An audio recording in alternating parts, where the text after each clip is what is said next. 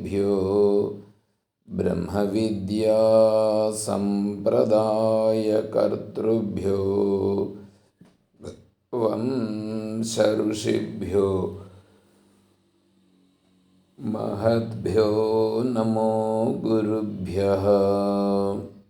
ఓం శంకారూపేణ మచ్చిత్తం పంకీకృతమభూద్యయా కిం కరేయస్య సా మాయా శంకరాచార్యమాశ్రయేత్.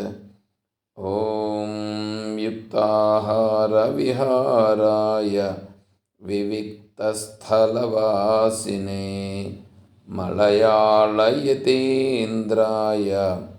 బ్రహ్మనిష్ఠాయ తే నమః. ఓం నారాయణం నమస్కృత్య నరం చైవ నరోత్తమం దేవీం సరస్వతీం వ్యాసం తతో జయముదీరయేత్. ఓం సహనావవతు సహనౌ భునక్తు సహ వీర్యం కరవావహై తేజస్వినావధీతమస్తు మా విద్విషావహై. ఓం శాంతి శాంతి శాంతి. హరి ఓం.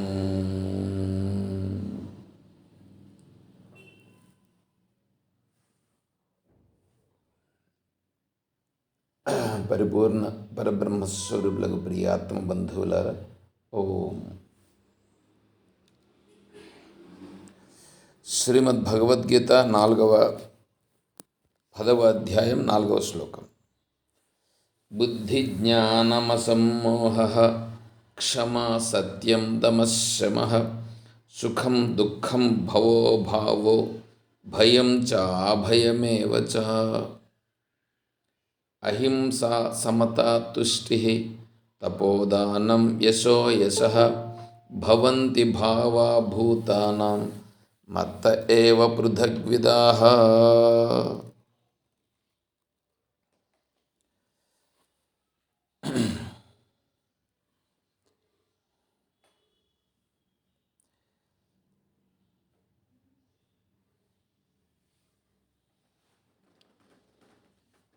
బుద్ధి, జ్ఞానము, మోహము లేని ప్రవృత్తి, సహనము, సత్యము, బాహ్యేంద్రియ నిగ్రహము, అంతరింద్రియ నిగ్రహము, సుఖము దుఃఖము, పుట్టుక మరణము, భయము అభయము, అహింస, సమత్వము, సంతోషము, తపస్సు, దానము, కీర్తి అపకీర్తి అనే వేర్వేరు ప్రకారముల భావములు ప్రాణులకు నా నుండియే కలుగుచున్నవి.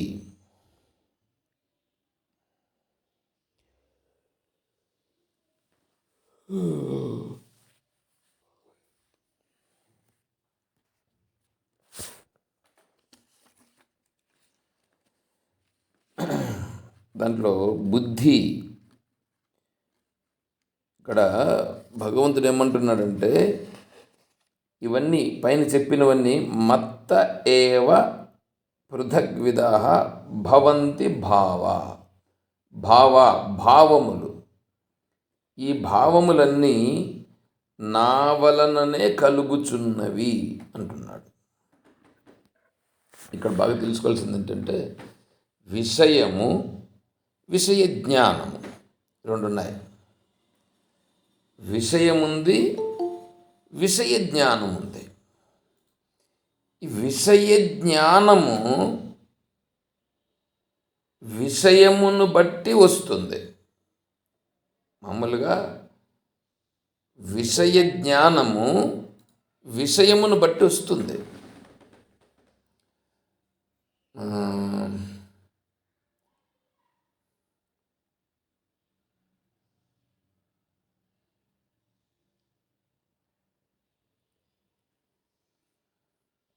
సరే, మనకు అది ఉన్నాయండి.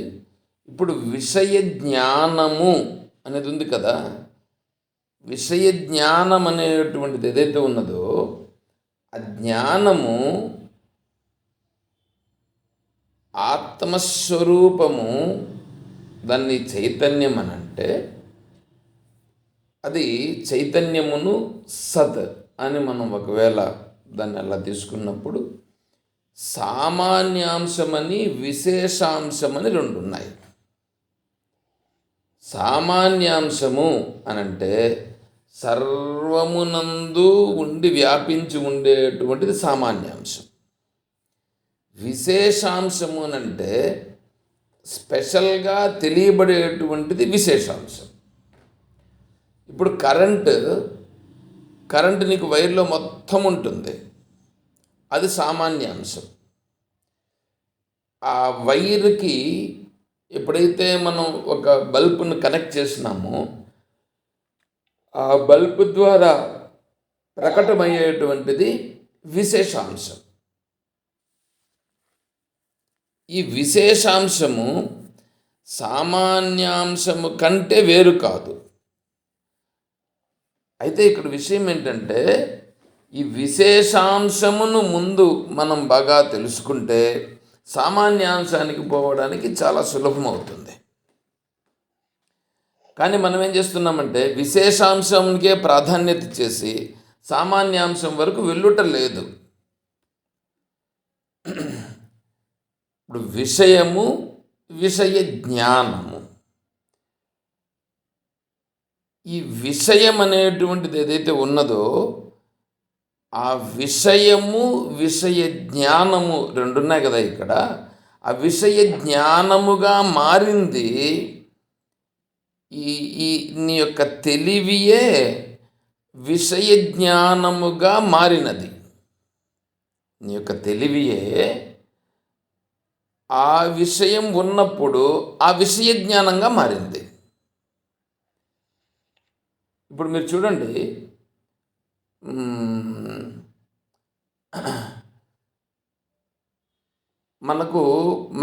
మనం తెలివిగా ఉన్నామండి. తెలివిగా ఉన్నాం, కూర్చొని ఉన్నాం. రోడ్డు వెంబడి ఏమైందంటే వెంటనే ఒక స్కూటర్ పోయింది.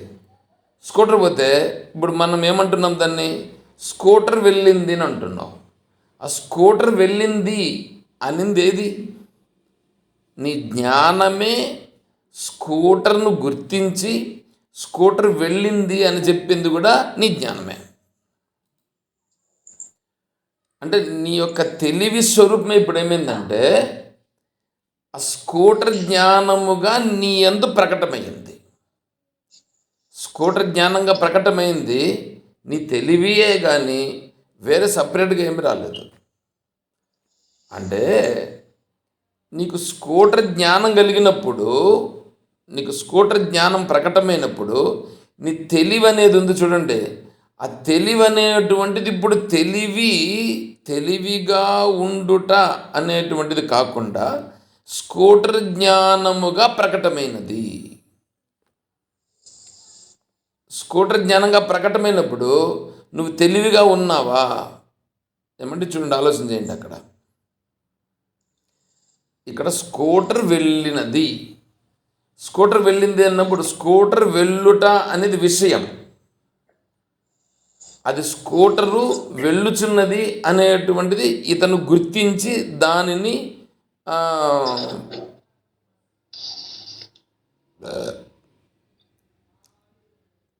దాన్ని గుర్తించి చెప్పుచున్నాడు.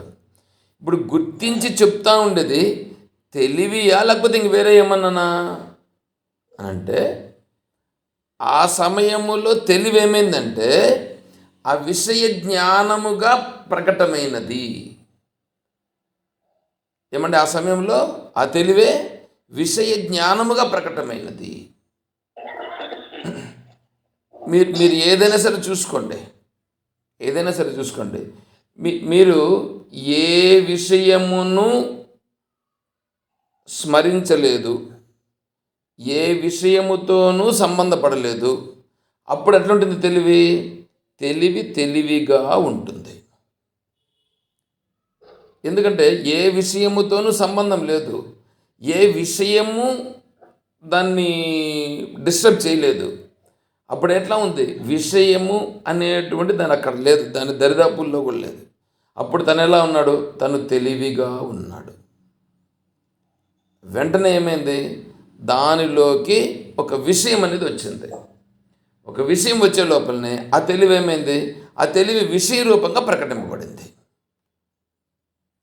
అంటే ఇప్పుడు తెలివిగా ఉండుట అనేటువంటిది మీకు బాగా చెప్పాలంటే, తెలివిగా ఉంటూనే ఈ విషయముకు సంబంధించినటువంటి దానిని ప్రకటించినది. అంటే తెలివిగా ఉండుట అనేది ఒకటి ఉంది, ఆ విషయ రూపము విషయ జ్ఞానమును ప్రకటించుట అనేటువంటిది ఆ తెలివే ఇంకొక రూపంగా పొందినది. ఇవి రెండు అవుతుంది. ఎందుకంటే అక్కడే ఉన్నటువంటి తెలివిగా ఉంటూనే ఈ విషయ జ్ఞాన రూపంగా ప్రకటమగినది. అయితే ఇక్కడ మనమేమనుకుంటున్నామంటే ఆ తెలివి ఒకటి ఉన్నది, ఆ తెలివి ఈ విధంగా ప్రకటమైనది అని మనం గుర్తించటం లేదు. ఎందుకు గుర్తించటం లేదంటే మనం విషయ ప్రాధాన్యంలో ఉన్నాం కానీ తెలివి ప్రాధాన్యంలో లేము. తెలివి ప్రాధాన్యములోకి మనం వచ్చామని అనుకోండి, తెలివి ప్రాధాన్యానికి వచ్చి తెలివిని గుర్తించేటువంటి పరిస్థితిలో మనం కన్నా వస్తే అప్పుడేమవుతుంది, ఇప్పుడు నువ్వు చూస్తే ఇప్పుడు ఆ స్కూటర్ అనింది ఏది, నా తెలివియే. అంటే తెలివియే ఇప్పుడు ఆ స్కూటరు రూపంగా నీకు తెలియచేయుచున్నది, ఆ జ్ఞానము కలుగుచున్నది. స్కూటర్ జ్ఞానము కలిగినది. స్కూటర్ జ్ఞానం కలిగింది అంటే అప్పుడు తెలివే స్కూటర్గా మారింది, అక్కడ తెలివే స్కూటర్ జ్ఞానంగా మారి స్కూటర్ అని అనింది. ఇప్పుడు మీరు దేనిని చూసినా, వాడు ఏం పని చేస్తూ ఉన్నా, అన్ని వ్యవహారాలన్నీ తెలివి చేతనే చేయబడుచున్నవి. ఏమంటే ఇక్కడ అర్థమైందా? ఇదేమన్నా పాయింట్ అంటే ఈ తెలివి చేత మాత్రమే ప్రతి ఒక్కటి గుర్తించబడుచున్నది. తెలివియే ఈ వస్తు జ్ఞానంగా ప్రకటమవుతున్నది. వస్తు జ్ఞానంగా ప్రకటమైనప్పుడు తెలివి వస్తు జ్ఞానముగా మారినది. వస్తు జ్ఞానంగా మారిపోయినప్పుడు తెలివిగా ఉండుట లేదు. తెలివిగా ఉండుట లేదు. మరి ఇప్పుడు ఇవంతా ఎందుకు చెప్తున్నారు ఇక్కడ అని అంటే, నువ్వు తెలివిగా ఉండుట అంటే కేవలం తెలివిగా ఉండుట అనేటువంటి స్థితికి మనం చేరాలి. కాబట్టి ఆ స్థితికి చేరుట కొరకు ఇక్కడ భగవంతుడు ఏం చేస్తున్నాడంటే, మనకు ఏవేవైతే ముఖ్యమైనటువంటి విషయాలైతే ఉన్నాయో అవన్నీ నా వలననే కలుగుతున్నాయని చెప్తున్నాడు ఇక్కడ భగవంతుడు. నా వలన కలుగుతున్నానంటే ఇక్కడ సామాన్యాంశ స్వరూపంగా ఉన్నటువంటి చైతన్యం ఏదుందో ఆ చైతన్యమే ఈ జ్ఞానముల రూపంగా ప్రకటమగుచున్నది. ఈ జ్ఞానం రూపంగా ప్రకటమవుతుంది. ఇప్పుడు చూడండి, బుద్ధి అంతఃకరణస్య సూక్ష్మాది అర్థావబోధన సామర్థ్యం తద్వంతం బుద్ధిమాన్ ఇతి వదంతి. సూక్ష్మతరమగు విషయములను తెలుసుకునే అంతఃకరణం యొక్క సామర్థ్యమునకు బుద్ధి అని పేరు. ఎందుకంటే అట్టి సామర్థ్యము గలవానని బుద్ధిమంతుడని జనులు వ్యవహరించెదరు. ఆత్మ, బ్రహ్మ మొదలగు తత్వముల యొక్క అనుభవపూర్వకమైన తెలివిడికి జ్ఞానమని పేరు. తర్వాత జ్ఞానం దగ్గరికి పోయాడు అనమాట. సరే, ఇప్పుడు ఇక్కడ చూడండి, అంతఃకరణము యొక్క పరిణామము విషయమవుతుంది. ఆ అంతఃకరణ ఏమంటే విషయం కొద్దిగా అర్థం చేసుకోండి. అంతఃకరణం యొక్క పరిణామము విషయముగా మారితే ఆ అంతఃకరణ పరిణామముగా అయినటువంటి విషయాన్ని గుర్తించేటువంటి తెలివి జ్ఞానం అవుతుంది. అంటే నీ మనస్సు విషయాకారంగా మారితే విషయం తెలియబడుతుంది. నీ మనస్సు విషయాకారంగా మారినప్పుడు ఆ విషయమును గుర్తించేటువంటి జ్ఞానమే ఈ తెలివి. దాన్ని ఇప్పుడు ఇక్కడ ఏం చేస్తున్నాడంటే, మనకు ఏవేవైతే కలుగుతున్నాయో, ఇప్పుడు బుద్ధి, మనకు బుద్ధి ఉందండి. బుద్ధి అనేటువంటిది ఏమైనా సపరేట్గా ఉందనంటే, అక్కడ చూడండి, సూక్ష్మతరము అగు విషయములను తెలుసుకొని అంతఃకరణం యొక్క సామర్థ్యమునకు బుద్ధి అని పేరు. అంటే మనం ఆలోచన చేస్తాం చూడండి, ఆలోచన చేసేది మనస్. ఈ ఆలోచన చేసినప్పుడు బాగా సూక్ష్మంగా ఆలోచన చేసి ఒక నిర్ణయానికి వస్తాం. ఆ నిర్ణయానికి వచ్చినప్పుడు ఆ నిర్ణయము వచ్చి దీన్ని తీసుకున్నావు చూడండి, అది ఏదైతే ఉన్నదో ఈ ఈ ఈ వ్యవహారం అంతా జరిగింది కదా, అక్కడ ఈ మనస్సులో జరిగిందేమో ఆలోచన, మనస్సు చేసిందేమో ఆలోచన. ఆ మనస్సు నిర్ణయం చేసుకున్న తర్వాత ఒకసారి వచ్చింది చూడండి, ఆ వచ్చిన తర్వాత అక్కడ వచ్చిందే దాని యొక్క కంక్లూషన్. ఆ కంక్లూషన్గా మారిందే, ఆ మారినప్పుడు ఉన్నదే వృత్తి ధర్మం. మారినప్పుడు ఒక నిర్ణయానికి వచ్చి చివరికి సెటిల్ అయ్యింది కదా, ఆ సెటిల్ అయ్యిందే ఆ సెటిల్ అయినటువంటి దానిని ప్రకటింపజేస్తూ ఉండేది తెలివి. ఆ తెలివికి పేరు ఇప్పుడు బుద్ధి అని పేరు. అంటే ఈ మనస్సు ఆలోచన చేయాలన్నా ఆ తెలివి యొక్క సహాయముతో ఈ మనస్సు ఆలోచన చేసింది. ఆలోచన చేసిన తరువాత ఇదొక నిర్ణయానికి వచ్చింది. ఆ నిర్ణయానికి వచ్చిన తర్వాత ఆ నిర్ణయములో స్థిరపడింది. ఆ నిర్ణయములో స్థిరపడినప్పుడు ఆ నిర్ణయం అనేటువంటి రూపంగా ప్రకటమవుతూ ఉన్నదే, ఆ నిర్ణయము రూపంగా ప్రకటమైనటువంటి తెలివికి బుద్ధి అని పేరు. బుద్ధి అనేది సపరేట్గా ఏమి లేదు. బుద్ధి అంటే ఆ నిర్ణయ రూపంగా ప్రకటమైన తెలివికే ఇక్కడ పేర్లు చెప్తున్నారు. ఒకసారి బుద్ధిగా ప్రకటమైనది అంటే ఒకప్పుడు నిర్ణయము స్థిరంగా తీసుకున్న నిర్ణయానికి దాన్ని బుద్ధి అని అన్నారు. అదే ఆ తర్వాత జ్ఞానం అనేటప్పటికీ ఇది ఆత్మ, ఇది బ్రహ్మ, ఇది శరీరము, ఇది ఆత్మ, ఇది అనాత్మ అనేటువంటి వివేక జ్ఞానం వస్తూ ఉంది కదా. ఆ వివేక జ్ఞానముగా ప్రకటమవుతూ ఉందే, అది ప్రకటమవుతుంది, వివేక జ్ఞాన రూపంగా ప్రకటమవుతుంది.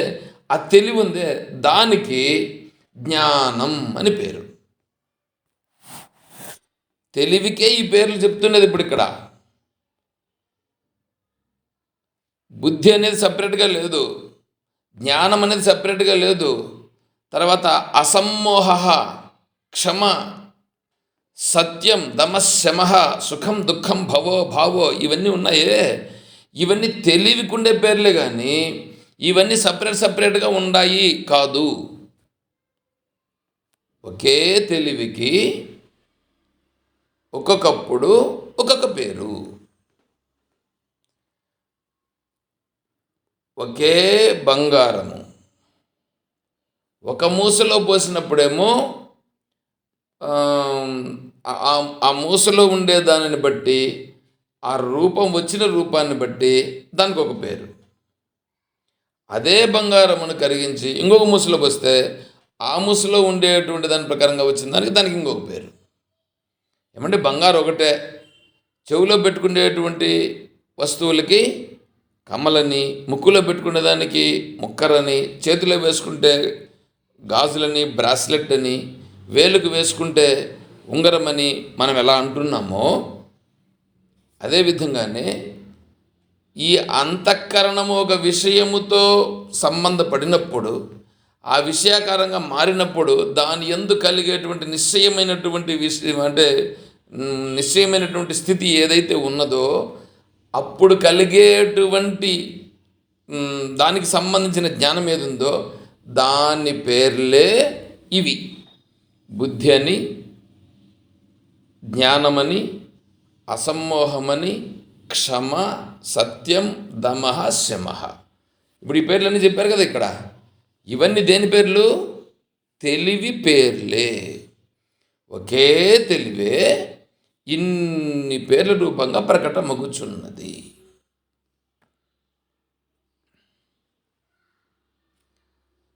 ఇప్పుడు బుద్ధి అంటే మనం చెప్పుకున్నాం. బుద్ధి అంటే ఏమైంది ఇప్పుడు ఇక్కడ? బుద్ధి అంటే అది సూక్ష్మంగా ఉండేటువంటి వాటిని నిర్ణయం చేస్తుంది. సూక్ష్మంగా ఉండేటువంటి వాటిని నిర్ణయం చేసి తీసుకున్నటువంటి ఫైనల్ స్టేజ్ అంటే జ్ఞానం ఏది ఉందో దానికి బుద్ధి అని పేరు. తర్వాత జ్ఞానము అని అన్నప్పుడు ఆత్మ అంటే ఏమి, అనాత్మ అంటే ఏంటి, ఈ ఆత్మ పరమాత్మకి ఏమైనా సంబంధం ఉందా లేదా, లేకపోతే సంబంధం ఉంటే ఎట్లా సంబంధం, ఈ విషయాలకు సంబంధించినటువంటి జ్ఞానం ఉందే దానికి ఇక్కడ జ్ఞానం అంటే ఆకారంగా ప్రకటమవుతుంది తెలివి. ఆ తెలివికి జ్ఞానం అని పేరు. ఆ తెలివికి జ్ఞానం అని పేరు. తర్వాత అసమ్మోహ ప్రత్యుపపన్నేషు బోద్ధవ్యేషు వివేకపూర్వక ప్రవృత్తి. తెలియదగిన విషయములు మరలా ముందుకు వచ్చినప్పుడు ఆత్మానాత్మ వివేకపూర్వకముగా వ్యవహరించుట అసమ్మోహ. వ్యామోహము అనాత్మను ఆత్మగా భ్రమించుట లేకుండుట అనబడును. సమ్మోహము చెందుట లేదు అంటే ఏమిటి? అసమ్మోహము అంటే వీడు భ్రమకు లోబడకుండా ఉన్నాడు. ఏదైనా ఇప్పుడు విషయం వీడికి తెలియబడుతుంది. ఆ విషయం తెలిసినప్పుడు ఇది ఏమంటున్నాడు ఇప్పుడు ఇక్కడ? తెలియదగిన విషయములు మరలా ముందుకు వచ్చినప్పుడు ఆత్మానాత్మ వివేకపూర్వకముగా వ్యవహరించుట అసమ్మోహము. ఇది సత్యమని ఇది అసత్యమని నిర్ణయం చేసేసి నిర్ణయం చేసిన తర్వాత దానిలో వికారము చెందకుండా ఉండుట. ఆ వికారం చెందకుండా ఉందే ఆ తెలివి యొక్క రూపాన్ని ఇప్పుడు అసమ్మోహము అని అంటున్నారు. తర్వాత క్షమ. ఇతరులు తిట్టినా కొట్టినా చిత్తమునందు వికారమును పొందకుండుట క్షమ అనబడును. క్షమ మామూలుగా మనకు క్షమ అంటారు కదా, ఓర్పు. ఈ ఓర్పు అనేటువంటిది ఎక్కడి నుంచి వస్తుంది, ఎట్లా వస్తుంది అంటే మామూలుగా ఓర్చుకొని ఉండిపోతారు కొంతమంది. ఈ ఓర్చుకొని ఉండటం అనేటువంటిది ఉందే, ఆ ఓర్చుకొని ఉండేది ఎవరు అంటే ఈ అంతఃకరణము వేరే వాళ్ళు చేసినటువంటి దానికి తను వికారం చెందకుండా ఆ వికారం చెందకపోయేదానికి కారణాలు ఏమైనా ఉండొచ్చు. ఎందుకంటే వాడిని ఎదిరించేదానికి సామర్థ్యం లేక ఒకటి ఉండొచ్చు, లేదా ఎదిరించేదానికి సామర్థ్యం ఉండి కూడా ఇదంతా అనవసరం, దీంతో నాకు అవసరం లేదు అని కూడా ఉండవచ్చు. ఇప్పుడు ఇలా ఉన్నప్పుడు అతని తెలివి ఉందే, అప్పుడు అతని తెలివి ఏ ఆకారముగా పరిణామం చెంది ఉందో ఆ తెలివి చెందిన జ్ఞానమునకు ఇప్పుడు దానికి క్షమ అని పేరు. అంటే వేరే వాళ్ళు తిట్టుకున్నా కొట్టుకున్నా ఏం చేసుకున్నా మన దగ్గరికి వచ్చి మనల్ని నిందించినా ఏమన్నా చేసినా కూడా వికారం చెందకుండా ఉందే దానిని ఆ జ్ఞానముని ఇప్పుడు ఇక్కడ క్షమ అన్నారు.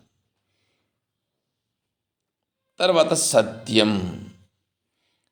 చూచిన దానికి విన్నదానికి అనురూపముగా తనకు కలిగిన అనుభవమును ఇతరుని బుద్ధి యందు ప్రవేశపెట్టుట కొరకై ఆ విధముగానే పలుకబడే మాట సత్యమనబడును. సత్యమని అన్నప్పుడు ఉన్నదానిని ఉన్నట్లుగా తెలియజేయుట. ఉన్నదానిని ఉన్నట్లుగా తెలియజేయటం అంటే ఇతను ఏదో చూచాడో లేదా విన్నాడో లేదా ఏదో చేశాడు, ఇతనికి తెలియబడినది ఏదైతే ఉన్నదో దానిని ఉన్నది ఉన్నట్లుగా చెప్పుట. ఉన్నది ఉన్నట్లుగా చెప్పాలనంటే అప్పుడు అతనికి తెలివి పనిచేయాలి కదా. అప్పుడుందే ఆ తెలివి, అప్పుడుండేటువంటి తెలివి రూపం ఉందే, దానిని ఇప్పుడు ఏమంటున్నారంటే సత్యం అంటున్నారు. ఇప్పుడు సత్యం అని అంటే మనం వేరే ఏదో సత్యమని మనం అనుకున్నాం ఇంతవరకు, కానీ ఇప్పుడు చూడండి సత్యం అనేటప్పుడు కూడా ఏమైపోయింది, ఈ సత్యం కూడా ఆ తెలివి యొక్క రూపమే సత్యం. ఏమంటే దానికి మీకు ఇంకొక ఉదాహరణ చెప్తా చూడండి. ఒక అతను కలెక్టర్గా సెలెక్ట్ అయ్యాడండి. కలెక్టర్గా జాబ్ వచ్చేసింది, కలెక్టర్గా పోస్ట్ కూడా తీసుకున్నాడు, బాగానే ఉంది. ఇప్పుడు అతను ఎప్పుడు కలెక్టర్గా ఉంటాడు అనంటే అతను ఆఫీస్లో ఉన్నప్పుడు కలెక్టరే, ఆఫీస్ నుంచి ఇంటికి వచ్చినప్పుడు కూడా కలెక్టరే. కానీ భార్య దగ్గరికి వచ్చాడు, భార్య దగ్గరికి వస్తే ఇప్పుడు ఏమిటి, కలెక్టర్ అవుతాడా? భార్య దగ్గర భర్త అవుతాడు. అదే కొడుకు దగ్గరకు పోతే తండ్రి అవుతాడు. అదే తల్లి దగ్గరికి పోతే కొడుకు అవుతాడు. అత్తమామల దగ్గరికి వెళితే అల్లుడు అవుతాడు. ఏమండి, అదే ఆఫీస్లోకి వెళ్తే ఇప్పుడు మళ్ళీ కలెక్టర్ అయ్యాడు. చూడండి ఎలా ఉంది ఇప్పుడు ఇక్కడ. అంటే ఒకే వ్యక్తి అతను చేస్తున్నటువంటి పనులను బట్టి, అతను ఉండేటువంటి ఆ చుట్టూ ఉండేటువంటి సమయాన్ని, సందర్భాన్ని బట్టి అతని యొక్క స్థితిగతులు అనేటువంటివి మారి అతనికి ఒక పేరు చేత వ్యవహరింపబడుతున్నాడా లేదా?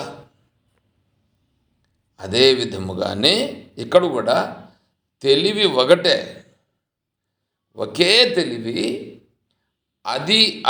అది ఉన్నటువంటి సందర్భాన్ని బట్టి, ఆయా సందర్భములో ప్రకటమవుతున్నటువంటి జ్ఞానమును బట్టి దానికి ఆ పేర్ల చేత పిలవడం జరుగుతూ ఉన్నది, ఆ పేర్లతో పిలవడం జరుగుతూ ఉంది. ఇప్పుడు బుద్ధి అనాలంటే నిశ్చయాత్మకమైనటువంటి విషయం ఏది ఉంటుందో అప్పుడుండే తెలివిని బుద్ధి అన్నారు. జ్ఞానం అనే మాట ఎప్పుడు వస్తుందంటే ఆత్మ అనాత్మ, ఇది ఆత్మని ఇది అనాత్మని ఏ తెలివైతే గుర్తించి ఆ తెలివి ఆరూపంగా ఉందో దానికి జ్ఞానమని పేరు. అసమ్మోహ అంటే వికారము చెందకుండా ఉండుట అనేటువంటి తెలివి ఏది ఉందో దానికి అసమ్మోహం అని పేరు. క్షమ అంటే ఓర్పుగా ఉండేటప్పుడు ఉండేటువంటి తెలివికి క్షమ అని పేరు.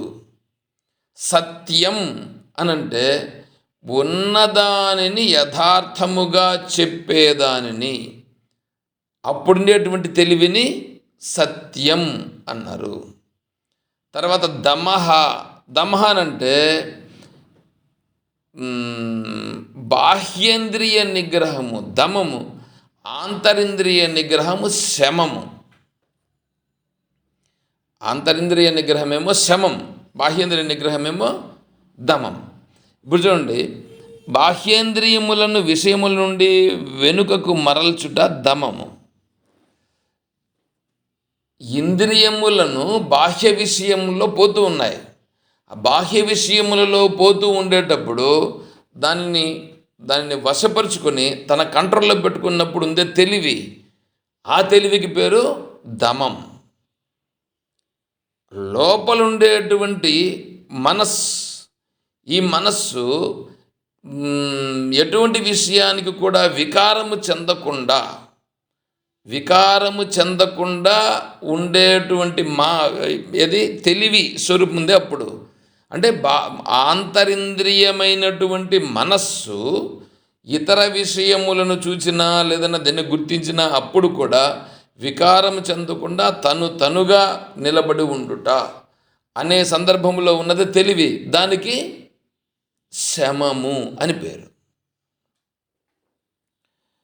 అంతఃకరణమును విషయముల నుండి వెనుకకు మరల్చి నిశ్చలముగా ఉంచుట శమము. అంటే ఆ సమయంలో ఉండేటువంటి తెలివికి శమం అని పేరు. అంతఃకరణం యొక్క ఆహ్లాదమునకు సుఖమని పేరు. ఏమంటే సుఖము దుఃఖము. ఇది మీరు కొంచెం బాగానే అర్థం చేసుకోవాలి. సుఖము దుఃఖము. సుఖము కలిగింది అని అనుకోండి, సుఖము కలిగిందా, నీ జ్ఞానము సుఖముగా మారి అక్కడ ప్రకటమైనదా? దుఃఖంగా కలిగింది అని అనుకోండి, నీ తెలివియే దుఃఖముగా కలిగి దుఃఖజ్ఞానముగా పరిణామం చెంది దుఃఖజ్ఞానంగా ప్రకటమవుతూ ఉందా? లేకపోతే దుఃఖం అనేది ఏమైనా వేరే ఒకటి ఉందా అంటే దుఃఖం అంటూ వేరే ఏమీ లేదు. నీ నీ యొక్క నీ యొక్క అంతఃకరణము పరిణామం చెంది సుఖరూపమైనటువంటి జ్ఞానము కలిగేటట్లుగా అంతఃకరణం అయినప్పుడు అప్పుడుండేటువంటి తెలివికి పేరు సుఖము అని పేరు. నీ అంతఃకరణలో దుఃఖరూపంగా ఉండేటువంటి స్థితి ఏర్పడినప్పుడు అప్పుడుండే తెలివికి పేరు దుఃఖము అని పేరు. అంటే జ్ఞానమే సుఖముగా ఉన్నది, జ్ఞానమే దుఃఖముగా ప్రకటమగుచున్నది. అంటే సుఖముగా ఉంది, ఆనందంగా ఉందని అనుకోండి, ఆనందంగా ఉండుట ఏమిటి? ఇప్పుడు తెలివియే ఆనందంగా ప్రకటమవుతుంది, తెలివియే దుఃఖముగా ప్రకటమవుతున్నది. అంటే తెలివి ఆ సమయంలో ఎందుకు దుఃఖంగా ప్రకటమైంది అంటే ఈ అంతఃకరణము ఆ విషయాలతో సంబంధపడి ఉంది కాబట్టి అటువంటి వికారమును పొందినటువంటి తెలివికి దుఃఖం అని పేరు. అది. తర్వాత భవం అంటే పుట్టుక, అభావం అంటే దానికి విరుద్ధం అంటే నశించుట, భయం అంటే వెరపు,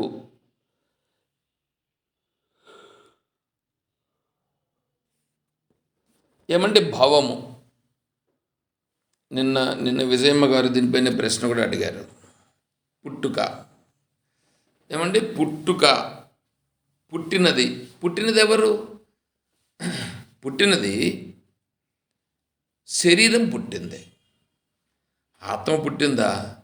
కానీ ఆత్మ పుట్టకపోయినా ఏమంటుంది? నేను పుట్టినాను అంటుంది. అంటే నేను పుట్టినాననేటువంటి జ్ఞానము ప్రకటమైనది. అంటే తెలివి పుట్టుక అనే రూపంగా మారింది. ఇప్పుడు పుట్టుక అనేటువంటి రూపంగా తెలివి ప్రకటమైనది. దానికి ఇప్పుడు భవము అని పేరు. తర్వాత గిట్టుట అంటే ఈ శరీరం పోయింది. ఈ శరీరం పోయినప్పుడు అందరూ ఏమంటున్నాడు? పోయినాడు అని అంటున్నారు. పోయినాడు అంటే అప్పుడుందే తెలివికి దాని పేరు ఇప్పుడు అభావము. అభావం అంటే లేకపోవట.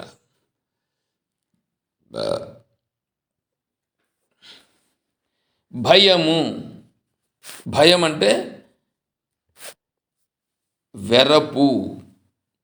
భయం అనంటే ఇప్పుడు దీని గురించి మనస్సులో కలిగేటువంటి వికారం, ఒక విషయము వలన ఇప్పుడు రేపు ఏమి జరుగుతుందో అని మనం ఆలోచన చేసినామని అనుకోండి, కొద్దిగా మనస్సుకు భయం అనిపిస్తుంది. మనకు ఎవడో ఏదో ఇవ్వాల్సి ఉంది, వాడు ఇస్తామన్నాడు, వాడు ఇస్తే రేపు పని జరుగుతుంది. కానీ వాడు ఇస్తాడో ఇవ్వడో అనేటువంటి ఆ ఫీల్ వచ్చేసిందనంటే అప్పుడు మనకు ఎట్లుంటుంది? దాని గురించే సంశయం పడుతూ మన మనస్సు ఒక విధమైనటువంటి కురింగిపోవుట, దానికి సంబంధించినట్లు ఇంక వేరే విధానం ఏదో ఆలోచన చేస్తూ అట్లాగే ఉండిపోతాడు.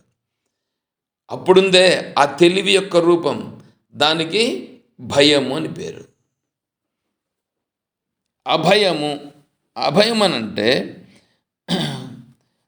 ఏది ఏమైనా జరుగుతూ ఉండనే కాక, ఏం జరిగినా కూడా తను వికారము చెందకుండా భయపడకుండా ఉండేటువంటి తెలివి రూపం ఉంది, దానికి అభయము.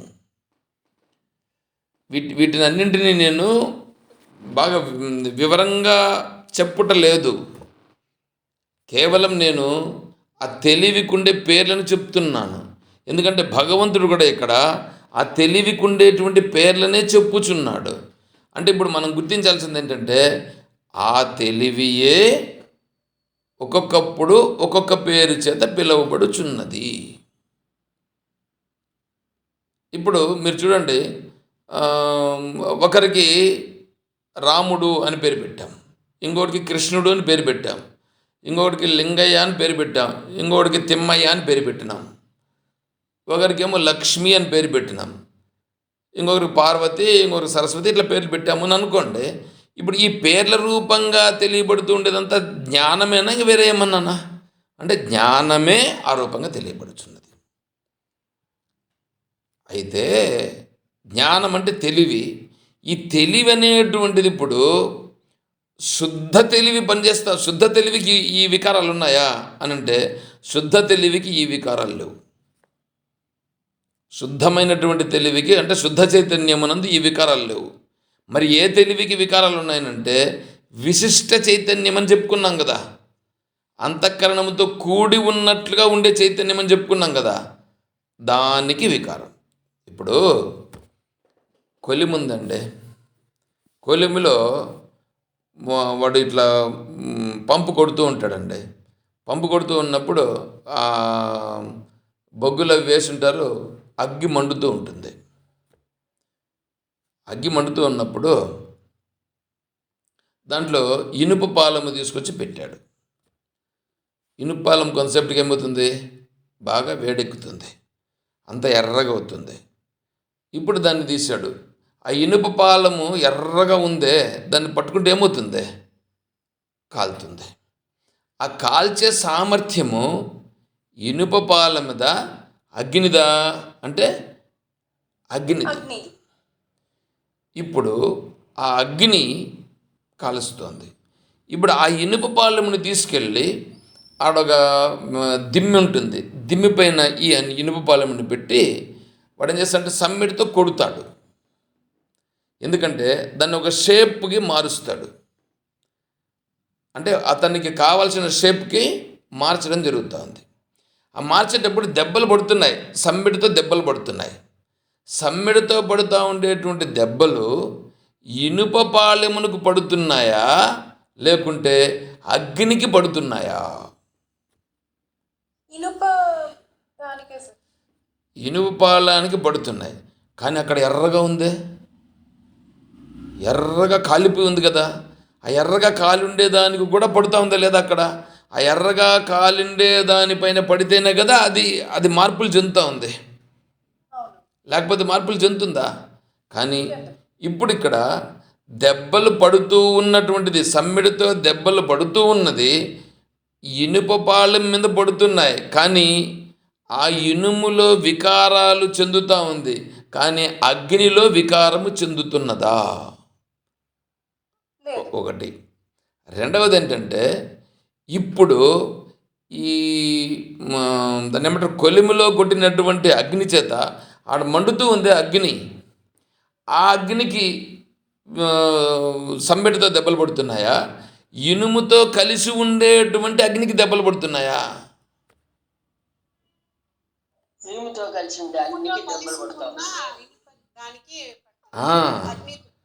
ఇప్పుడు అక్కడ ఉండేటువంటి అగ్ని ఉందే, ఎక్కడ కొలిమిలో ఉండేటువంటి అగ్ని ఉందే, మండుతూ ఉందే అగ్ని, అది సామాన్య అగ్ని, దానిని సామాన్య అగ్ని అంటారు. ఈ ఇనుముతో కలిసినట్లుగా ఉంది అగ్ని, దానిని విశిష్టమైన అగ్ని అని అంటారు. ఈ విశిష్టమైన అగ్ని సామాన్య అగ్ని కంటే వేరు కాదు. కానీ ఇప్పుడు మనకు చూసేదానికి, ఇప్పుడు ఆ ఇనుముకి దెబ్బలు పడినప్పుడు ఆ ఇనుములో మార్పులు వస్తూ ఉంది, కానీ అగ్ని యందు మార్పులు రావడం లేదు. అగ్నిలో మార్పులు రావట్లేదు. అక్కడ ఆ ఇనుము అగ్నితో కలిసిన కారణం చేత బాగా ఎర్రగా అయ్యి ఆ ఇనుమునందు మార్పులు వచ్చినాయే కానీ అక్కడ ఆ ఇనుముతో కలిసి ఉన్నటువంటి అగ్ని ఉందే, ఆ ఇనుముతో కలిసి ఉండేటువంటి అగ్ని పైన సమ్మెటితో దెబ్బలు పడినప్పటికీ ఇనుమునందు మార్పు వస్తూ ఉంది. ఇనుమునందు దానికి ఉన్నటువంటి షేపులన్నీ మారిపోతున్నాయి. అగ్ని అగ్ని దానితో కూడి ఉంది కాబట్టి దానికి కూడా దెబ్బలు పడినట్లుగా అనిపిస్తుంది. దానికి కూడా దెబ్బలు పడినట్లుగా అనిపిస్తుంది. అనిపించిన నిజంగా అయితే అది వికారం చెందట్లేదు. ఇప్పుడు మీరు చూడండి, ఇప్పుడు కొలిమిలో ఉన్నటువంటి అగ్ని లాంటిది సామాన్య చైతన్యం. సామాన్య చైతన్యం అంటే అంతటా ఉన్నటువంటి చైతన్యం.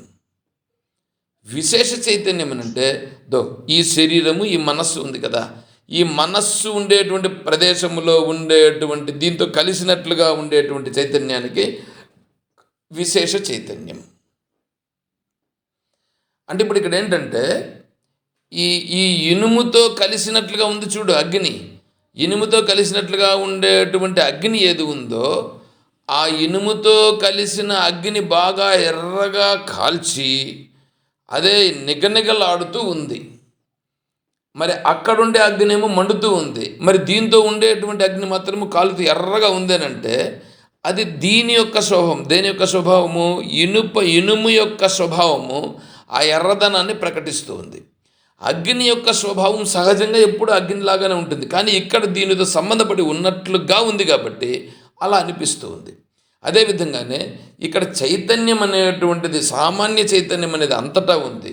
ఆ సామాన్య చైతన్యమే ఈ మనస్సుతో ఉన్నప్పుడేమంటే ఈ మనస్సుకు సంబంధించిన విషయాలుగా ప్రకటమైపోతూ ఉంది. అది అంటే తెలివి ఈ విషయాలతో సంబంధపడినట్లుగా ప్రకటమై ఇందులోనే ప్రకటమవుతూ ఉంది. దీనికి ఇప్పుడేమైంది? సుఖమైనటువంటి విషయాలు వచ్చి పడినాయని అనుకో. సుఖమైన విషయాలు అంటే ఏమి? ఆ మనస్సుకు ఏదైతే ఇష్టమో అవి వచ్చి పడితే అప్పుడుంది తెలివి. ఆ తెలివి ఎట్లుంటుందంటే హాయిగా ఉంటుంది. దానిని సుఖాకార జ్ఞానం అంటారు. అంటే జ్ఞానమే సుఖముగా ప్రకటమైనది. అదే మనస్సుకి ఆ విషయాలు అనేటువంటివి ఇష్టం లేనటువంటివో లేదా ఇంక వేరేదో ఏదో వచ్చి పడింది.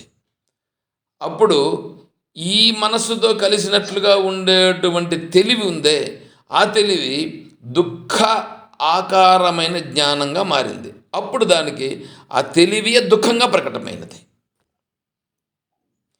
ఇప్పుడు దుఃఖంగా ప్రకటమైనది ఈ తెలివియే, సుఖముగా ప్రకటమైనది ఈ తెలివియే. ఏ తెలివి? ఈ మనస్సుతో కలిసినట్లుగా ఉండే తెలివి. కానీ దీనికి వెనకాలన్నదే అంతటా ఉండేటువంటి తెలివి స్వరూపం, చైతన్య స్వరూపం. ఆ తెలివి ఈ సుఖము కానీ ఈ దుఃఖము కానీ దానికి లేవు. ఏమంటే అర్థమైంది కొద్దిగా ఏమన్నా? అర్థమైంది సార్. కాబట్టి సామాన్యాంశం అనేటువంటిది మొత్తం అంతటా వ్యాపించి ఉండేటువంటిది సామాన్యాంశం. విశేషాంశం అనంటే ఒక వస్తువుతో సంబంధపడి ఉన్నటువంటిది విశేషాంశం. నీళ్ళు ఈ ఆకాశమంతా కూడా తడి రూపంగా వ్యాపించి ఉండేటువంటిది సామాన్యాంశం. జలము రూపంగా ప్రకటమైనటువంటిది విశేషాంశం. ఆ తరువాత ఆ జలమే ఇప్పుడు సాంబారుగా వచ్చి చేసుకున్నారనుకో, అది మరింత విశేషమైంది. అదే జలమే ఒక పండ్లు రూపంలో రసం రూపంగా ప్రకటమైందనుకో, ఆ రస రూపంగా ప్రకటమైనటువంటి విశేషాంశమైనది. దేనితో కలిస్తే అక్కడ విశేషమైపోతుంది. సామాన్యాంశం అనంటే నీకు ఇట్లా ఒక్కొక్క దానిలో ప్రకటింపబడుట కాదు, అంతటా ఉన్నటువంటిది అది సామాన్యాంశం. ఇప్పుడు ఇప్పుడు మీకు అందరికీ చలి ఉందా లేదా? వాతావరణం చలిగా ఉందా లేదా? ఆ చలిగా ఎందుకు ఉందని అనుకుంటున్నారు? వాతావరణంలో తేమ యొక్క ప్రభావం ఎక్కువ ఉంది, అంటే నీటి యొక్క ప్రభావం ఎక్కువ ఉంది. ఆ నీటి శాతం ఎక్కువగా ఉన్న కారణం చేత ఇప్పుడు ఏమైంది, అక్కడ చలి అనేది వచ్చింది. ఇది సామాన్యాంశం. అదే జలం ఒక బకెట్లో నీళ్ళు పెట్టుంటే అవి ఇంకా ఎట్లా ఉంటాయండి? ఈ చల్లదనం కంటే ఇంక మరింత చల్లదనంగా ఉంటాయి అవి. కాబట్టి అది విశేషాంశము, ఇది సామాన్యాంశం. అట్లాగే మన తెలివి ఎన్ని రూపాలుగా ప్రకటమవుతూ ఉందే, ఆ ప్రకటమైనప్పుడు ఒక్కొక్క రూపంగా ఉండేదానికి ఒక్కొక్క పేరు. ఆ పేరు అనేటువంటిది కూడా దానికి ఆరోపించబడిందే కానీ నిజంగా దానికి ఆ పేరేం కాదు. అది వీళ్ళందరూ పెట్టుకున్నటువంటి పేర్లనే ఇక్కడ భగవంతుడు కూడా అదే చెప్తున్నాడు. ఇప్పుడు ఇక్కడ ప్రాణులకు పీడను కలిగించకుండుట అహింస. అహింస అహింస అంటే అహింస జ్ఞానమా లేదా అహింసనా అంటే అహింస జ్ఞానమే ఇక్కడ అహింస. అంటే ఇతరులకు ఎవ్వరికి ఏ విధమైనటువంటి హింసను కలిగించకుండుట, ఏ రూపంగానూ హింస లేకుండా ఉండుట. ఆ జ్ఞానం ఉందే, జ్ఞానము అహింసా రూపంగా మారి ఉండుట అనేది ఉందే, అది ఇప్పుడు ఇక్కడ అది అహింస. సమత అంటే సమత్వ భావన, అంటే సుఖ దుఃఖాది ద్వంద్వముల ఎడల సమమైన చిత్తమును కలిగి ఉండుట.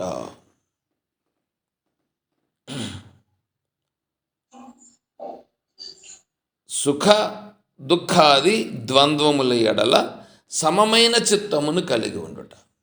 సుఖమొచ్చినా దుఃఖమొచ్చినా ఎప్పుడొచ్చినా కూడా వికారము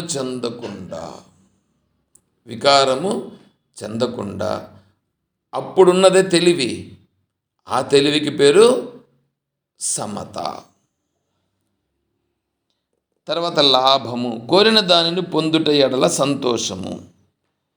అంటే కోరిక తీరిపోయినది చాలును అనే బుద్ధి ముందుగా ఇంద్రియములను నిగ్రహించి ఉపవాసాధికముతో శరీరమునకు కొంత క్లేశమును కలిగించుట తపస్.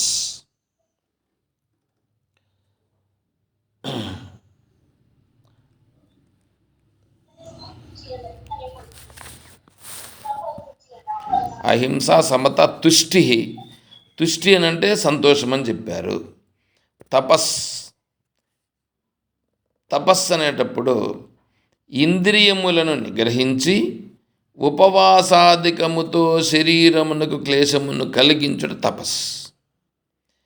అంటే వీడు ఒక లక్ష్యమును పెట్టుకునేది, ఆ లక్ష్యాన్ని పెట్టుకుని ఆ లక్ష్యము కొరకు ఈ ఇంద్రియాలన్నింటినీ కూడా నిగ్రహించి ఆ లక్ష్యము కోసం పాటుపడుతూ ఉండేటప్పుడు ఉందే తెలివి, దానికి తపస్సు అని పేరు. అంటే దానికి ఇక్కడ చెప్తున్నాడు ఉపవాసాధికముతో, అంటే ఉపవాసములు ఉండుట. నెక్స్ట్ వచ్చేసి ఈ తపస్సు అనేటప్పటికీ ఈ పొర్లు దండాలు పెట్టుట. ఇంక వీళ్ళు ఇంకా మరి ఏందో అడుగు వేసుకుంటూ నడుచుకుంటూ కూడా పోతుంటారు దేవస్థానానికి. ఇవంతా తపస్సుల కింద లెక్క వస్తుంది. తర్వాత తపస్సు అనేటువంటి దాన్ని మనకు 17వ అధ్యాయంలో బాగా వస్తుంది. అంటే సాత్విక తపస్సు, రాజసిక, తామసిక తపస్సులు అనేటువంటివి. తపస్త త్రివిధం నరైహే అఫలాకాంక్షిభిర్యుక్తే సాత్వికం పరిచక్షస్తే సత్కారమాన పూజార్థం తపోదంభేన చైవయత్ క్రియతే తదేహ ప్రోక్తం రాజసం చలమధ్రువం మూఢగ్రాహ్యనాత్మన యత్పేడియా క్రియతే తప పరస్య సాధనార్థం తత్తామసముదాహృతం. ఇవన్నీ కూడా 17వ అధ్యాయంలో వస్తాయి. ఆ రూపంగా ఉండేటువంటి అప్పుడుండే తెలివి యొక్క స్వరూపానికి పేరు తపస్సు అని పేరు. శక్తిని అతిక్రమించకుండా సంపదను ఇతరులకు పంచిపెట్టుట దానం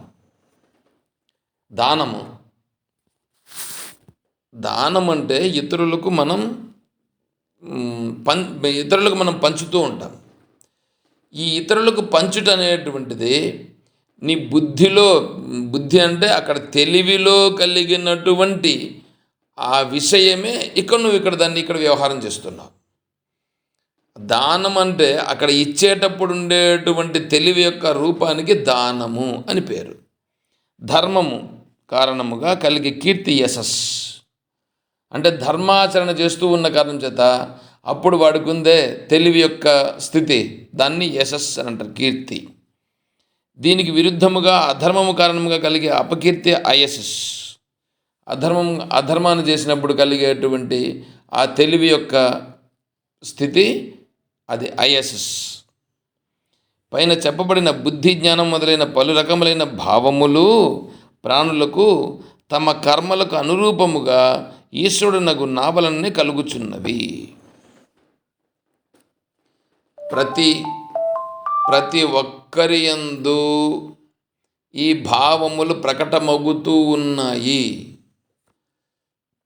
ప్రతి ఒక్కరిలోనూ ఇవి తెలుస్తున్నాయి లేదా అండి? సుఖంగా ఉండుట, తెలివిగా ఉండుట, జ్ఞానము కలిగి ఉండుట, జ్ఞానము లేక ఉండుట, ఓర్పుగా ఉండుట, భయపడుట, భయము లేకుండా ఉండుట, అహింసా స్వరూపంగా ఉండుట, తర్వాత బాహ్యేంద్రియ నిగ్రహము, అంతరింద్రియ నిగ్రహము కలిగి ఉండుట, ఈ లక్షణాలన్నీ అంతా మనకు కనిపిస్తున్నాయా లేదా? ఇప్పుడు అంతా అందరిలో చూసినప్పుడు ఇవే ఉన్నాయా? ఇంకా వేరే ఏమైనా ఉన్నాయా? ఇవే ఉన్నాయి. ఈ రూపంగా ప్రకటమగుతున్నటువంటిది చైతన్యమే. అంటే ఆయా తెలివులుగా ప్రకటమగుచున్నది చైతన్యమే. మీకు ఇక్కడ ఒక మాట చెప్పేసి నేను ఈరోజు ముగిస్తా. నేను ఒకసారి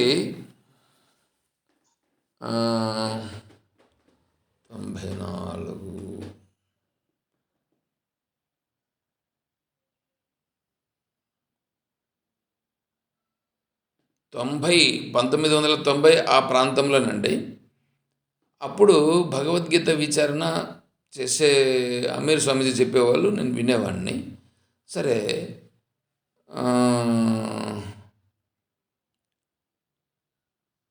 కరెక్టే, అమీర్ స్వామీజీ చనిపోయారు. అమీర్ స్వామీజీ 96లో ఏమో చనిపోయినారు. చనిపోయినప్పుడు ఎవరో ఒక ఆయన, అంటే మామూలు అచల సిద్ధాంతం వాళ్ళు ఒకరు వచ్చారండి. అప్పుడు మా ఊర్లోనే ఒక ఆమె గంగులవ్వ అని ఒక ఆవిడ ఉండేది. ఆమె కూడా ఆశ్రమానికి వచ్చేది. ఆశ్రమానికి వస్తే ఆమె స్వామీజీ చెప్పేటువంటి కూడా ఆమె కూడా వింటూ ఉండేది. సరే, ఇప్పుడు గంగులవ్వ వాళ్ళ ఇంటికి ఈ అచల సిద్ధాంతం ఆయన వచ్చాడు. వస్తే అక్కడ ఆయనకు భోజనం అంతా కూడా ఏర్పడైంది. భోజనం అంతా అయ్యింది. అయిన తర్వాత ఇప్పుడు ఆయన ఉపన్యాసం చెప్పడానికి సమయం చెప్పారు. ఉదయం సాయంకాలం ఉపన్యాసం వాళ్ళ ఇంట్లోనే. సరే, ఉపన్యాసం చెప్తున్నారు కదా, నేను విందాము అని చెప్పి వెళ్ళాను. సరే, ఆడ కూర్చున్నాను. నేను కూడా కూర్చుంటే ఆయన ఏం చెప్తున్నాడంటే, ఇప్పుడు ఒక గ్లాస్లో వేడి నీళ్లు తీసుకొచ్చినాం. గ్లాసులో నీళ్లు తీసుకొస్తే ఆ గ్లాసులో వేడిగా నీళ్ళు ఉన్నాయి కదా, ఆ వేడిగా ఉండే నీళ్లను గ్రహించినది ఎవరు అని అంటే, దానిని తెలివియే గ్రహించింది అని చెప్పాడు అతను. తెలివియే గ్రహించింది అని అన్నాడు. ఇప్పుడు తెలివియే గ్రహించింది అంటే ఆత్మ, తెలివి అనే మాట అనలేదు, ఆత్మయే గ్రహించింది అని అన్నాడు. దీన్ని, ఆ వేడిని గ్రహించింది ఎవరంటే ఆత్మయే గ్రహించింది. నేనేమంటానంటే, ఆత్మ పని చెయ్యదు, చేపించదు. ఆత్మ చెయ్యదు, చేపించదు. ఆత్మ ఈ విషయాలన్నింటినీ కూడా దేంట్లో కూడా కానీ, దానికి పుట్టుక కానీ లేకపోవడం కానీ అదంతా కూడా ఏమీ లేదు. దానికి ఏ లక్షణాలు లేవు. ఇది ఊరికే సాక్షిగా ఉంటుందే కానీ ఈ పనులన్నీ ఎందుకు చేస్తుంది? అది చెయ్యదు అని నేను అంటాను. ఆయన ఇంకొకసారి మళ్ళీ ట్రై చేశాడు నాకు చెప్పడానికి. నేను అంగీకరించలేదు. ఆత్మ ఈ వేడిని గ్రహించదు అని నేను అన్నాను. అప్పుడు ఆయన ఏమన్నాడంటే, నాయనా నువ్వు చిన్నపిల్లోడు, నీకు చెప్పినా నీకు అర్థం కాదు అని అన్నాడు. నాకు ఇంకా బాధ అనిపించింది. ఎందుకంటే ఉన్న విషయాన్ని చెప్పాలి కానీ ఏందో నాకు తెలియదు, అర్థం కాదు అని అంటున్నాడు. ఈయన చెప్పేది అర్థం కాలేదా లేకపోతే ఏంటి పరిస్థితి అని నాకు కొద్దిగా ఇబ్బంది అనిపించి బాధతో లేచి వచ్చేసాను నేను. బాధతో లేచి వచ్చేసిన తర్వాత ఇప్పుడు దానిని గురించి నేను ఎవరినన్నా అడుగుదామనంటే నాకు సలహా ఇచ్చేవాళ్ళు లేరు. ఎందుకంటే అమీర్ స్వామీజీ కన్నా ఉంటే నేను డైరెక్ట్గా వెళ్ళి అమీర్ స్వామీజీని అడిగేవాడిని. అమీర్ స్వామీజీని అడిగితే స్వామి చెప్పేవాడు నాకే. ఇప్పుడు ఆత్మ దీన్ని తెలుసుకుంటుందా, తెలుసు కదా, పట్టుకుంటుందా, వేడెక్కింది ఎవరికి, ఆ వేడి ఆత్మస్వరూపానికి కాలింది అని అన్నాడు. ఆత్మస్వరూపానికి కాలుతుందా, ఇది నేను అడిగా. ఎవరు చెప్తాను నాకు? ఇప్పుడు చెప్పేవాడు అచల సిద్ధాంతమోడు అతను. ఈ అచల సిద్ధాంతమోడు ఇట్లా చెప్పాడు. నాకు చాలా కన్ఫ్యూజన్ కాదు, నేను ఒక నిర్ణయంలో ఉండా. ఏమని? ఆత్మకు ఏ ధర్మాలు అంటవు, ఆత్మ కేవలం ఉంటుందే కానీ ఈ వేడిని గ్రహించడం ఆత్మ ఎట్లా గ్రహిస్తుంది అని నా పరిస్థితి. ఇప్పుడు చూడండి, అతను చెప్పిందని నేను అంగీకరించలేదు. నేను ఇది కరెక్ట్ అని కూడా నేను అంగీకరించినండి అని కూడా చెప్పేసి కూడా వచ్చేసాను. నేను చెప్పేసి వచ్చేసాను కానీ నా మనస్సుకు ఏదో కదా తీరని వెలితి, ఎందుకు ఇట్లంతా వీళ్ళు చెప్తారే అనేసి. ఇప్పుడు చూడండి, ఇప్పుడు నేను చెప్తాను, ఇదేం చెప్తున్నాను, ఈ వేడిగా ఉండుట అనేటువంటిది తెలివియే వేడిగా ఉండుట అని చెప్తున్నాను. ఇప్పుడు ఇక్కడ మీ అందరికి చెప్తున్నానా లేదా? నేను ఇప్పుడు ఇక్కడ ఆ వేడిగా ఉండేది తెలివియే. ఎట్లా తెలివిగా ఉంది, ఎట్లా తెలివి వేడిగా ఉంది అనే దాన్ని ఇప్పుడు నాకు కలిగినటువంటి కన్ఫ్యూజన్ మీకు ఏమైనా కల్పించినాను నేను? నాకు కన్ఫ్యూజన్ ఉన్నింది, నాకు అక్కడ కన్ఫ్యూజన్ ఉంది, కానీ మీకు ఇప్పుడు ఇక్కడ కన్ఫ్యూజన్ అది లేదు. ఎందుకు అంటే సామాన్యాంశమైనటువంటి చైతన్యమునందు ఏ వికారములు ఉండవు. సామాన్యాంశమైనటువంటి చైతన్యమునందు ఏ వికారములు ఉండవు. విశేషాంశముతో కలిగి ఉన్నటువంటి ఈ చైతన్యం ఉందే, అంటే అంతఃకరణముతో కలిసినటువంటి చైతన్యం ఉందే, దీనిలో కలుగుతూ ఉండేటువంటి ఆ తెలివికి ఉండదే, దానికి ఈ పేర్లన్నీ. వేడిని గుర్తించుట కూడా, అంటే వేడి రూపంగా తెలుసుకునేటువంటి తెలివి, చల్లని రూపంగా తెలుసుకునేటువంటి తెలివి, సుఖరూపంగా తెలుసుకునేటువంటి తెలివి, దుఃఖరూపంగా ఉండేదాన్ని తెలుసుకునే తెలివి. ఇప్పుడు ఇవన్నీ ఏంటివంటివి? తెలివి యొక్క అనేకమైనటువంటి రూపములు. సార్ దీనిని విశేష తెలివి అనొచ్చు కదండి సార్? అదే చెప్తాండి ఇప్పుడు ఇక్కడ. విశేషమైనటువంటి తెలివి యొక్క విశేషమైనటువంటి, విశేష తెలివి కాదు, తెలివి యొక్క విశేషమైన రూపములు. తెలివి యొక్క విశేషమైన రూపములు, విశేషం యొక్క తెలివి కాదు, తెలివి యొక్క విశేషమైన రూపాలు. ఏది? ఈ సామాన్యాంశము కాదు, విశేషాంశమైన తెలివి యొక్క విశేష రూపాలు. ఏమంటే అర్థమైందా? ఇప్పుడు మీకు ఇంకా ఒక ఉదాహరణ చెప్తాను చూడండి. ఇప్పుడు అద్దంలో మన రూపం కనిపిస్తుంది. అద్దానికి ఎదురుగా మనం నిలబడి ఉన్నాం. ఇప్పుడు అద్దంలో ఉండేటువంటి దానికి అక్కడ మార్పులు చేర్పులని రావాలంటే ఎక్కడ చేస్తాం చేర్పులు? ఇక్కడ చేస్తాం మార్పులు. ఇక్కడ దూకుంటూ చూస్తాం, అంటే అద్దంలో చూస్తే ఇక్కడ దూకుంటావు, అద్దంలో చూస్తే ఇక్కడ నువ్వు దూకుంటున్నావు. ఇక్కడ కలిగేటువంటి, అంటే అక్కడ కలిగే వికారాలన్నీ ఇక్కడ కలుగుతున్నాయి. అక్కడ చూసి కదా నువ్వు ఇక్కడ చేసుకుంటున్నావు. ఇప్పుడు అద్దంలో చూసి నువ్వు ఇక్కడ మార్పులు చేసుకుంటున్నావు.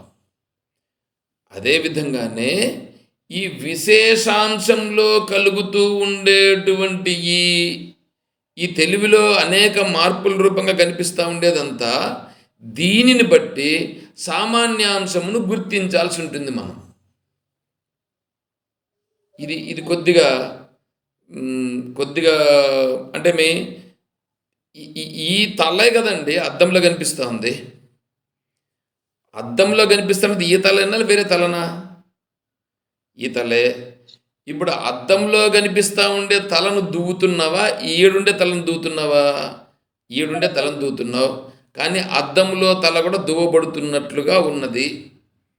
అదేవిధంగానే ఇక్కడ జ్ఞానం అనేటువంటిది కూడా ఇక్కడుండేటువంటి జ్ఞానములో కలుగుతుండేటువంటి వీటినన్నిటిని గుర్తించి ఇది జ్ఞానం యొక్క వికారములేని నువ్వు గుర్తించినావు అని అనుకో. జ్ఞానం యొక్క వికారం లేని గుర్తించినామని అనుకో. ఇప్పుడు నువ్వు అక్కడంతా జరుగుతూ ఉండేటివంతా ఏంటివంటివి? ఇవంతా జ్ఞానము యొక్క దాన్ని ఏమనాలి, జ్ఞానం యొక్క విస్తృత రూపం అనే దానికి ఉందా లేదా? ఇప్పుడు ఇక్కడ జ్ఞానం యొక్క విస్తృత రూపాలే. ఇప్పుడు జ్ఞానం యొక్క విస్తృత రూపాలు ఇవన్నీ అయినప్పుడు మనము జ్ఞానమును గుర్తించుట సులభమైపోతుందా, కష్టమవుతుందా? సులభమైతుంది. ఎంత ఎందుకంటే ఈ కరెంట్ ఒక ఆపరేటర్స్ లో పాస్ అయినప్పుడు ఎట్లా కనుక్కుంటున్నాము, ఇన్ని మార్గాల ద్వారా జ్ఞానాన్ని కనుక్కోవడానికి కేసు ఉన్నాయి కదా సార్. ఎంత సులభం అయిపోయింది చూడండి. ఇప్పుడు తెలివి యొక్క రూపం. అయితే ఇక్కడ వచ్చినటువంటి చిక్కల్లా ఒకటేమంటే, ఇప్పుడు అక్కడ ఉండేది తెలివే అట్లున్నప్పుడు దానిని చూసి మనం వికారము చెందకూడదా? అది చెందకూడదు. కానీ చెందకుండా ఉంటామా? ఉండలేము. అది ఎందుకు అనేది రేపు మళ్ళా దీనిపైన చర్చ చేసుకుందాం. మీరు కూడా ఆలోచన చేయండి. రేపు మళ్ళీ మీరు చెప్తారు.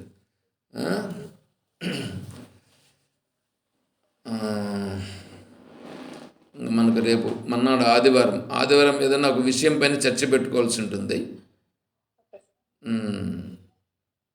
ఆ చర్చలో ఇదే విషయం పెట్టుకుందాం, ఇదే టాపిక్ పెట్టుకుందాం.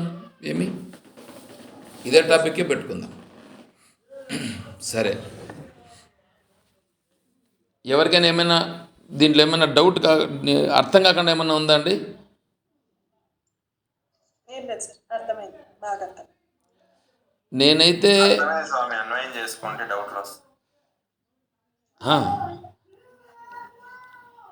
అందుకే చూడండి, రేపు దీనిపైన మళ్ళీ మాట్లాడదాం.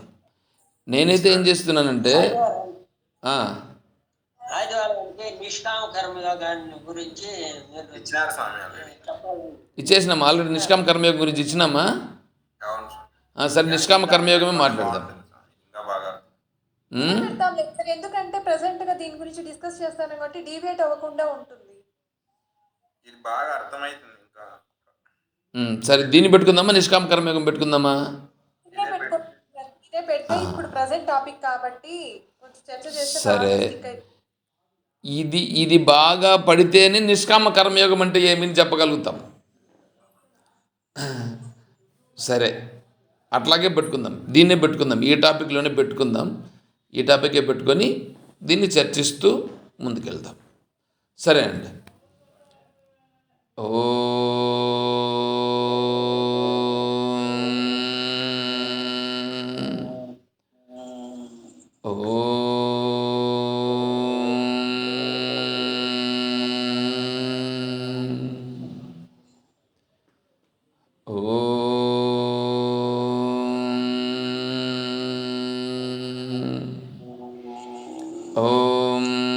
అసతో మా సద్గమయ, ఓం తమసో మా జ్యోతిర్గమయ, ఓం మృత్యోర్మా అమృతం గమరం.